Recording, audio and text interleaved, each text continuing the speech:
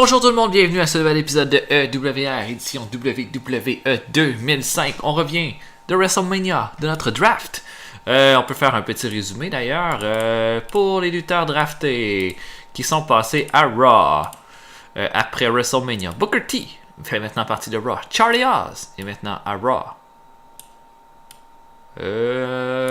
Sinon, je pense que c'est tout.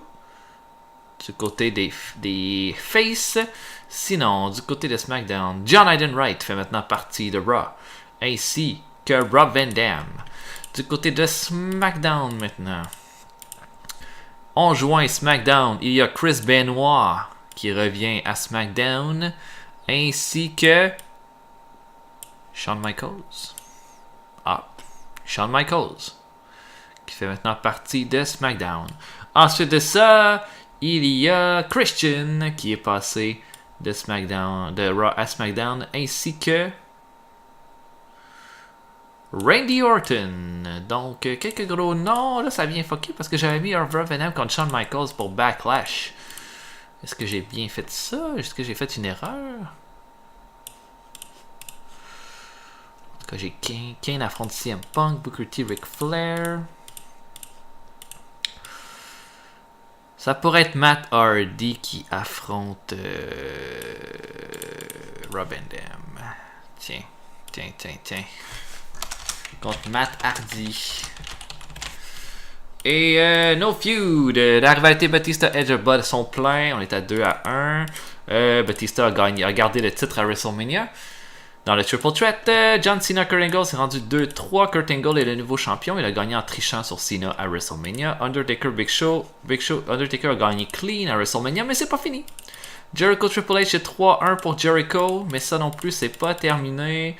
Jericho a gagné en trichant à WrestleMania dans le Six-Man Tag. Benjamin contre Mohamed Hassan, ça bat son plein. Hassan mène la rivalité 4-1. Et Guerrero et Mysterio contre les Dudley Boys 6-3. Ça finit bientôt, ça, cette rivalité-là. Nos rivalités vont très très bien en passant. Maintenant, c'est le temps de Raw.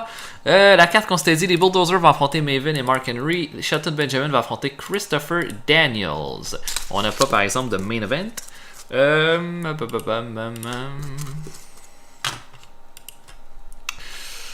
J'aimerais faire de Jericho et Triple H mon segment final. Regardez ce que je vais faire. Donc, ça va se terminer avec un Running Blood Attack de Triple H qui va attaquer Jericho avec un Sledgehammer. Notre main event va être... Est-ce que je mets Jericho contre Ric Flair? Ça pourrait être mon main event. Sinon...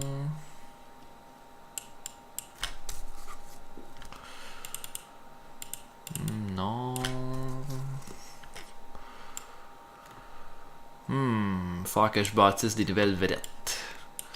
Tiens, Jericho contre Ric Flair va être mon main event. Ça devrait être un bon combat d'ailleurs. Jericho affronte Ricky Flair. Et Jericho va gagner clean as a whistle. Sur le bon vieux Nate.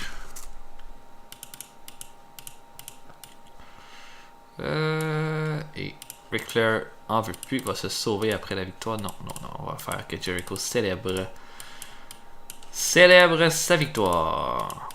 Ok. Donc, j'ai un combat entre les Bulldozers contre Maven et Mark Henry. Je mettrai ça peut-être ici au milieu de show. Donc, ça c'est Rhino et Samoa Joe, les Bulldozers, qui vont affronter Mark Henry et Maven. Joe va avoir le pin sur Maven. Et même pas besoin de rien d'autre après. Et voilà pour ça. Sinon, j'avais un combat entre Benjamin et Christopher Daniels. Ça, je le mettrais peut-être plus ici.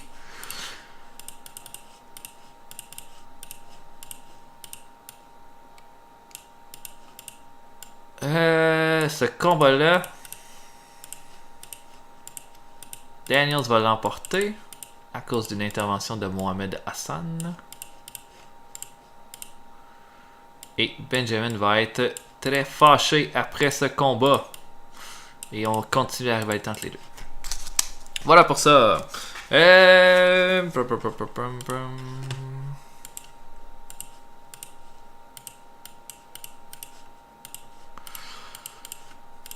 Triple H et Ric Flair vont faire une promo sur Jericho en disant qu'il va payer pour avoir triché pour les battre et que maintenant la guerre est officiellement entamée. Je pourrais faire un petit combat ici.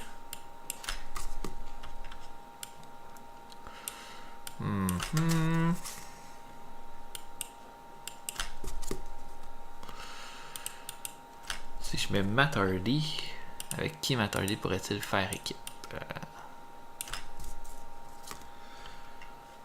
Matt Hardy et Batista. Pourquoi pas? Qui affronterait. Pas tant de possibilités.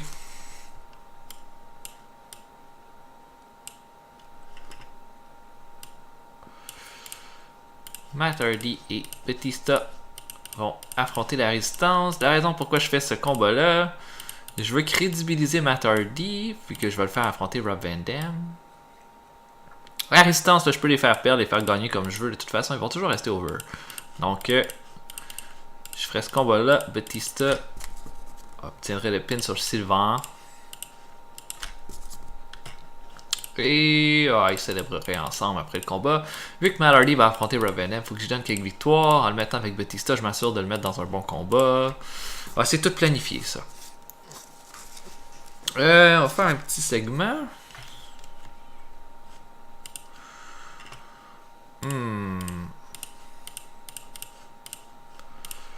Un petit vidéo. Oh non, Bonnie Brown a déjà débuté. Fait que j'ai plus personne qui débute en fait. Ok.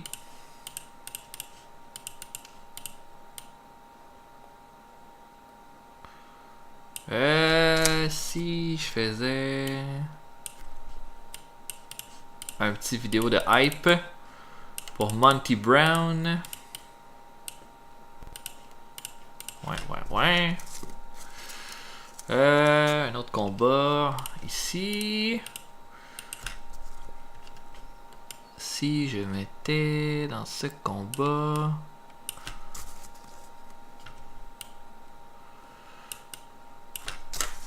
Tajiri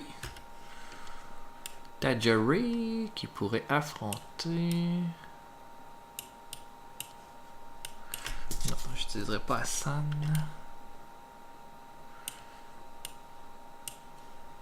On va mettre Tajiri contre CM Punk. Ça devrait être un super bon combat en plus. Et on va faire gagner notre ami CM dans ce combat-là. Et il va gagner en trichant. Dès le départ. Il gagnera pas clean.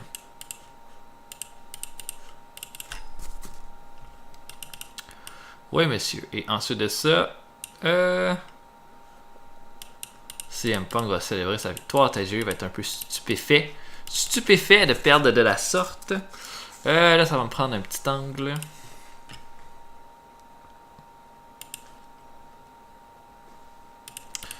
Je peux déjà faire mon segment d'ouverture, why not?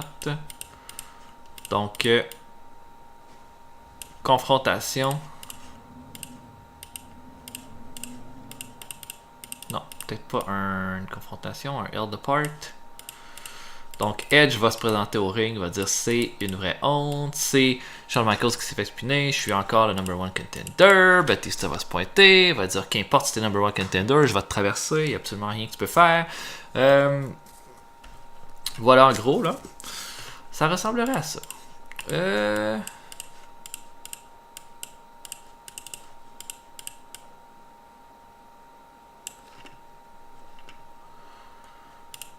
Regardez un peu mes rivalités. Qu'est-ce que je pourrais mettre comme...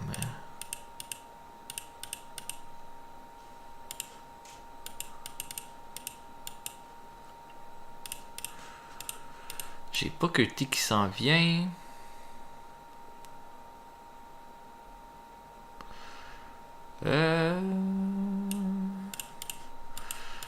Faire peut-être juste une... On peut faire un segment comme ça. C'est-à-dire que...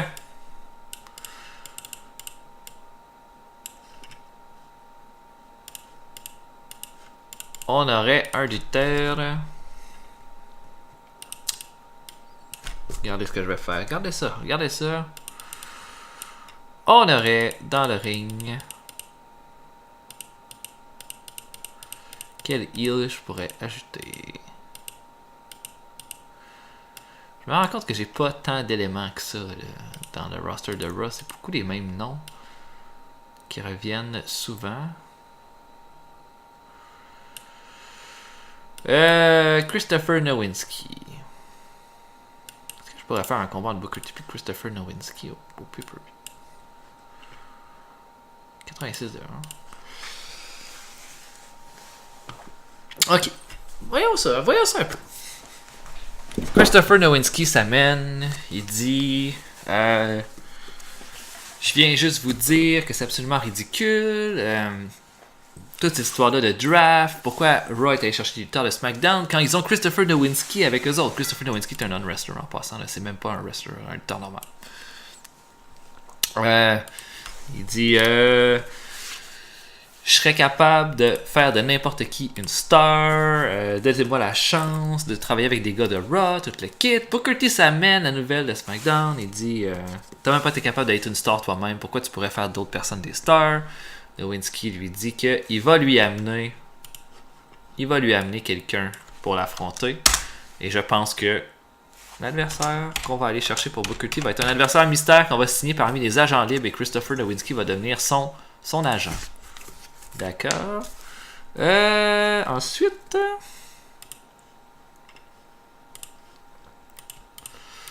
une promo de Shelton Benjamin contre Mohamed Hassan.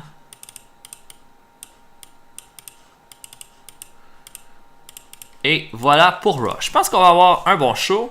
On n'a pas beaucoup développé sur la rivalité entre Edge et Batista. On va se donner du temps pour ça, parce que c'en est une qu'on va probablement traîner sur du très long terme. Mais on a fait bien avancer celle entre Triple H et Jericho avec ces deux segments-là. Notre main event devrait être pas mal bon. L'interview de Triple H et Ric Flair aussi. Le combat tag team Batista Matt Hardy contre la Résistance devrait être pas piqué des verres. Daniels contre Benjamin devrait être bon. Les Bulldozers contre Henry Maven risquent d'être le pire combat. Puis CM Punk et Jerry pourrait être le surprise hit. Donc ça fait un show de 5 combats. Beaucoup de segments. Puis là, on fait commencer Monty Brown aussi. Booker T, Nowinski. On commence une rivalité. Là, j'ai inventé ça sur la fly, mais je pense que ça pourrait être bon. Puis naturellement, Edge Batista devrait être bon. Je m'attends à quelque chose comme 82-83 pour ce show-là. Mais allons-y. On va voir ça. 89 pour le segment d'ouverture entre Batista et Edge. C'est mieux que ce que je pensais. Donc, Edge et Batista qui se battent. La sécurité vient de les séparer. L'entrevue de Benjamin va chercher un 81. Ça, c'est excellent pour lui parce que c'est pas celui qui a le plus de charisme. 80 pour le segment entre Booker T et Christopher Nowinski. Nowinski va chercher un point over. On va développer ça là, après Raw. On va aller chercher un autre lutteur. Le combat entre Ted Jerry et CM Punk va chercher 97% de match quality pour un total de 83. CM Punk monte énormément en over avec cette victoire-là, donc c'est excellent. Puis on monte lentement CM Punk. On va le monter avec des victoires. Après ça, on va lui faire un upset win sur Kane et on va le faire affronter Kane au pay-per-view. Le combat entre les Bulldozers et Mark Henry Maven va juste chercher 72. C'est le crowd reaction qui a été le plus qui a fait mal au match le plus, mais c'est pas horrible non plus. Joe fait le pin sur Maven avec un Muscle Busters. La vidéo de Money Brown va chercher seulement 67. Benjamin contre Christopher Daniels va chercher 78. Un bon combat. Je pensais que ça allait avoir une meilleure match quality que ça, par exemple. Et c'est Christopher Daniels qui l'emporte. On le met quand même bien over avec cette victoire-là pour commencer. Le tag team match va chercher 80. Un combat très court, comme on peut voir, avec Batista qui fait le Batista Bomb sur Sylvain Grenier. 82 de crowd reaction, 67 de match quality, c'est tout à fait acceptable. Triple H et Ric Flair, l'entrevue va chercher 97. Damn! 4 points over pour Flair et Triple H, ça c'est excellent. Notre main event, wow! Regardez ça! 94%, 99% de crowd reaction, 83% de match quality entre Jericho et Flair. Va falloir se servir de Flair jusqu'à temps qu'il prenne sa retraite. C'est tellement génial. Puis notre segment final, 94. Ça fait un show de 84. On a vraiment fini ça avec des notes puissantes. 3 notes au-dessus de 90, puis une proche du 100% avec l'entrevue de Triple H et de Ric Flair. Excellent show. Excellent show. Ça va être de voir les ratings. 5,56. Donc, CM Punk dit que Tajiri a été trop stiff. Ok, t'as été trop stiff, Tajiri. Qu'est-ce que tu veux que je te dise? C'est pas fin. Est-ce que son moral change pas? Fait que c'est bon. Bon. Fait que là, on va trouver qui va affronter Booker T au pay-per-view. Un lutteur qui a au-dessus de 65 d'overness. Ou 70? 70. DDP. D'Lo Brown. Mais on peut pas signer D'Lo Brown. Don Fry. Si je mets au moins 70 de charisme. J'ai Dustin Rhodes, Bret Hart, Goldberg, Kid Cash, Conan, Raven. Je peux pas signer Raven parce que tout le monde le déteste. Il y a Ron Killings. J'en parle depuis un certain temps de signer Ron Killings. Shane Douglas, non, non. Whoop. Personne qui l'aime, lui. Billy Gunn. The Rock, le Sandman. Ron Killings c'est vraiment le choix le plus logique. Là. Si je le signe pas, il va signer au Japon, puis je pourrai plus jamais le signer.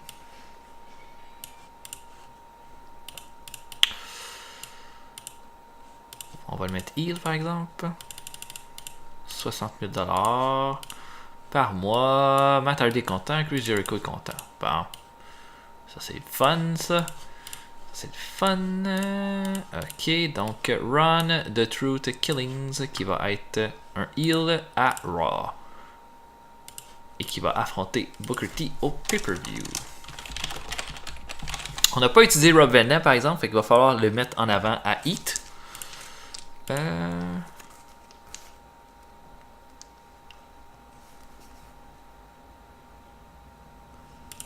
Ah oui, sauf que là, comme j'avais dit, on faisait juste un Raw à cet épisode-ci. Je pense. On faisait juste cet épisode-là parce qu'après ça, c'est SmackDown et Velocity. Donc, on peut déjà planifier notre SmackDown. Oui, parce que c'est ça, il n'y a pas de Heat parce que c'était WrestleMania. Là, à SmackDown, il n'y a pas de pay-per-view pour ce mois-ci, pour le mois au complet. Par contre, ça ne veut pas dire qu'on ne peut pas créer des petites rivalités. Fait on va mettre nos rivalités de SmackDown.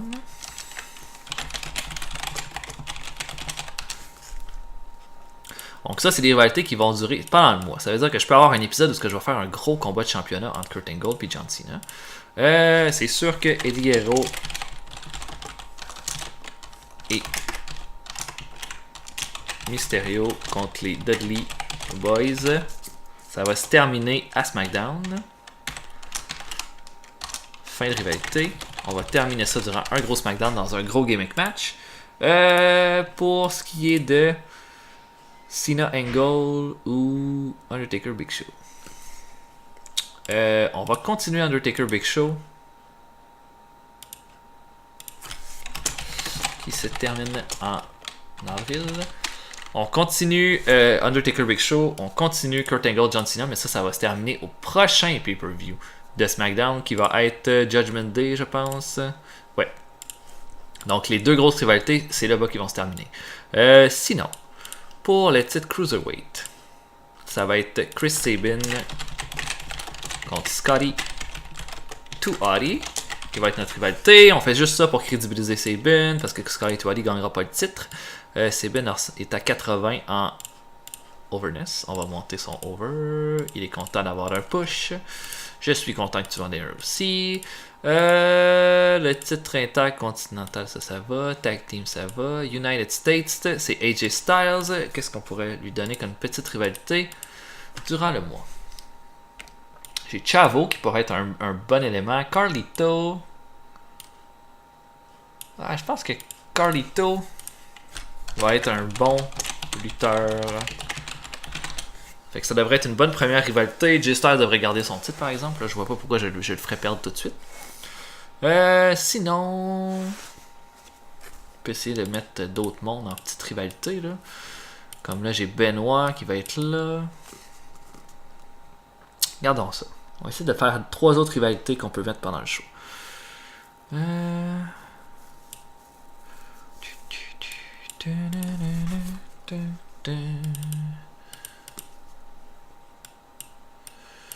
On a Eugene qui vient d'arriver à SmackDown.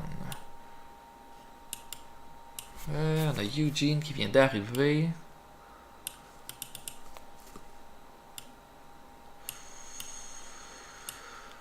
On peut essayer quelque chose avec quelqu'un comme Chavo. Eugene contre Chavo qu'on pourrait essayer de développer pendant les prochains shows. On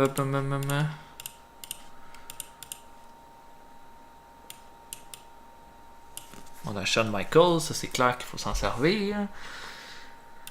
On a 5 lutteurs ici. On va essayer de développer un HBK contre Shawn Michaels. HBK contre Shawn Michaels, HBK contre Randy Orton, qu'on pourrait essayer de développer. Ça pourrait devenir une future rivalité, anyway. Et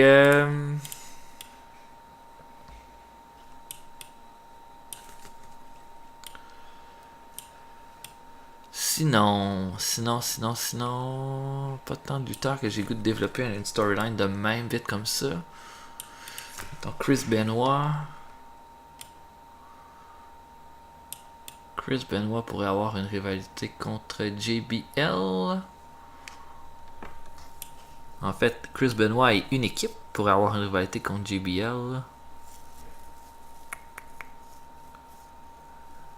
Hardcore Ali et All Snow pourraient devenir une équipe de vétérans. Oh, oui, je pense que je vois quelque chose là. Fait que Benoit, Holly et Al Snow contre JBL, Orlando Jordan et les Bashams. Qui est-ce qu'on pourrait ajouter dans cette équipe? Un vétéran de talent. Je vais tenter mon Dragon. Mais ça va pas l'air bien. Si par exemple, là, je vais essayer de me trouver un lutteur qui a au moins 60 d'overall, le minimum d'âge 30 ans. Faut que ce soit un vétéran, là. Comme un gars comme BJ James, ça pourrait être un bon ajout. Scorpio, mais lui, il est déjà ailleurs. Canyon. Chuck Palumbo, il est à la AGPW. Elvis Sinocic. Evan Taylor. Tellement de gars de la... Glenn Gilberty. Tenryu. Jerry Lynn. Est-ce qu'on ajouterait Jerry Lynn à 41 ans? C'est un peu trop vieux, là. Il y a vétéran puis un petit peu trop vieux, là. Johnny B. Bad. Jovi Guerrera. Just Incredible. Est-ce que Steve Blackman est encore... Steve Blackman, où j'essaierais de me chercher un super gros technicien. Un technicien qui a au moins 70. Tiens. Il y en a beaucoup. Candido. Big Vito. Big Vito a 70 de technique. Ok. Misawa, lui, il est déjà ailleurs. Kojima, il est déjà ailleurs. Steve Blackman a quand même 75. Même s'il a 41 ans. Kid Cash, Ken Shamrock. Oh.